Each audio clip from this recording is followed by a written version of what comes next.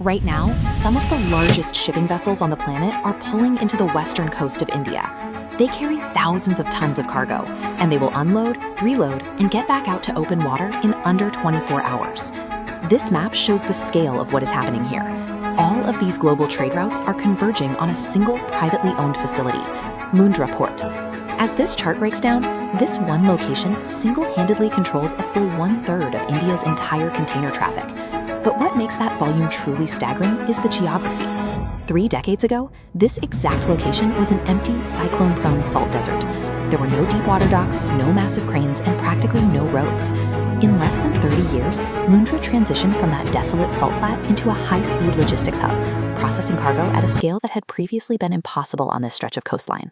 To understand why a private company had to build this, we have to look at the severe bottlenecks choking the Indian economy in the 1990s. At the time, the government strictly controlled the major ports. Bureaucracy, weak rail networks, and a lack of mechanized cranes meant a single ship could sit waiting for 8 to 10 days just to turn around. Every single day a ship sits idle, operating costs multiply. Because of these chronic delays, major global shipping lines actively avoided docking in India entirely, opting instead for the streamlined operations in Singapore or Colombo. This friction was directly impacting a young, fast-rising commodity trader named Gautam Adani. His trading business was growing rapidly, but his massive imports of plastics and agricultural goods were constantly stalled in the backlog at the government-run Kandla port. Following the liberalization of India's economy, the government began allowing private intervention.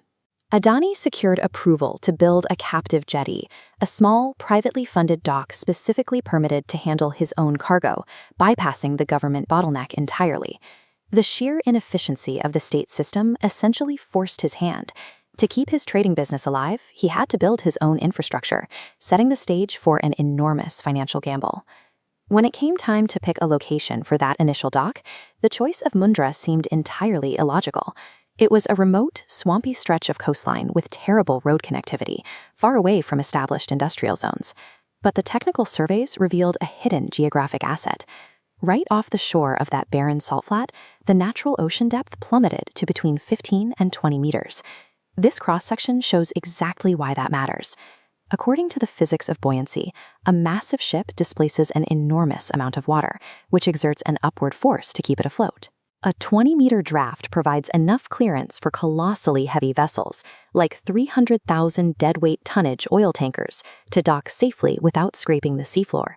No other Indian port had that capability. But capitalizing on that deep water required hundreds of millions of dollars in capital. And pouring that kind of money into the Kutch region was incredibly risky, considering the area was highly vulnerable to devastating earthquakes and cyclones. Adani accepted the severe surface-level logistical challenges in exchange for deep water access that few other locations in India could provide. Following the initial expansion, Mundra's business model shifted toward an end-to-end strategy, generating revenue across 5 distinct sectors designed to consolidate every step of the logistics chain. Looking at this flowchart, the first 2 pillars are port services and cargo handling. The fees for docking and moving containers here are higher than at government ports, but the mechanized system processes cargo days faster, saving on total operating costs. Pillars 3 and 4 are storage and the special economic zone.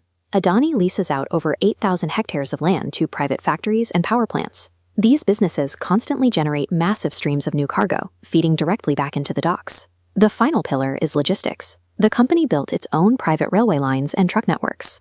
Instead of hiring an outside trucking firm, the port handles the final delivery into the northern interior of India itself.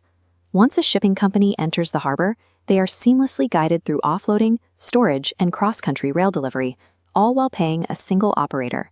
The vertical integration eliminates the need for any third-party logistics.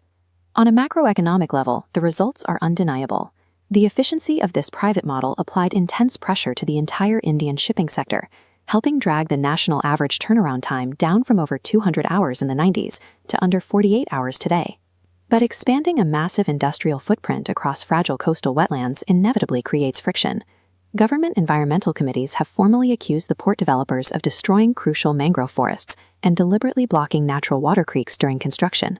The rapid acquisition of the land itself is also heavily scrutinized. Audits from the Comptroller and Auditor General allege that the company acquired huge tracts of government land at artificially suppressed rates by having the area classified as heavily degraded. The corporate defense points directly to the economic output. The company claims to have planted over 8,000 hectares of new mangroves to offset the footprint, while pointing to the millions of dollars in tax contributions and the influx of local jobs the port created. You cannot engineer a first-world logistics hub on top of a third-world bottleneck without creating collisions between environmental protection, corporate expansion, and government regulation. What started as a single trader building a makeshift dock to avoid waiting in line has morphed into the primary economic gateway for the northern half of the Indian subcontinent. The volume of cargo moving through this specific stretch of deep water demonstrated that a unified, privately managed ecosystem could outcompete disjointed public infrastructure. Mundra provides a specific roadmap for how a private entity can consolidate every link in a national supply chain. It stands as a definitive, high-stakes case study in modern infrastructure development.